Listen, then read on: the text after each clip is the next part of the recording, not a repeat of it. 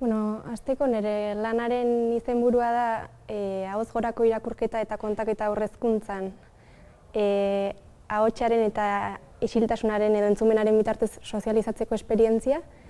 Eta bi kezka nagusi nituen hasiera batean, edo lanaren abiapuntu bi kezka nagusi izan dira. Alde batetik konturatu nintzen ahots kontatzeko ohitura geroz eta gutxiago praktikatzen den jarduera bat dela. Soinuan hitzen esanahiaren zati garrantzitsu bat dagoela ahazten ari garela, eta beste alde batetik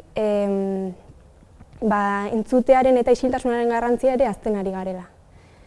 Orduan, hortik abiatuta hiru hipotesi nagusi sortu nituen, lanaren gidari izango zirenak, eta hipotesi horiek ziren alde batetik irakurketarekin loturiko testuinguru hezitzaileak aurrezkuntzan ez zirela oso ohikoak, beste alde batetik bitartekarien edo hezitzaileen egitekoa eredugarria edo izan daitekeela haurren irakurraldietarako, eta azkenik irakurketa edo ahots gorako irakurketa esperientzia horiek sozializazio esperientzia bihur zitezkeela esandakoaren eta isildutakoaren oreka bilatuz gero. Eta hortik abiatuta marko teorikoa egiten hasi nintzen, eta ohartu nintzen gaiari buruzko bibliografia oso zabala zela, baina oso errepikakorra, asko landutakoa. Eta orduan, pixkat hildo edo bide berriak bilatzen saiatu nintzen, eta bide horiek izan ziren gehien bat, kontaketa eta irakurketaren arteko lehia horri aurre egitea, eta zubi bat eraikitzen saiatzea, hau da, ahots gorako irakurketa deskodetze soiletik urrundu, eta ahotsaren bitartez irakurritako horri bizia ematen alzitzaiola, ez?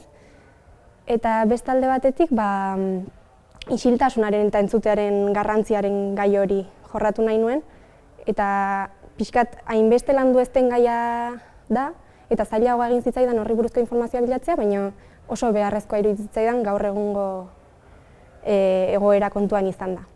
Eta hortik abiatuta, marko teorikoa landu nuen, eta iruditzen zitzaidan ezinbestekoa praktikan jartzea, eta aurrekin teorian landutako guzti hori praktikan jartzea.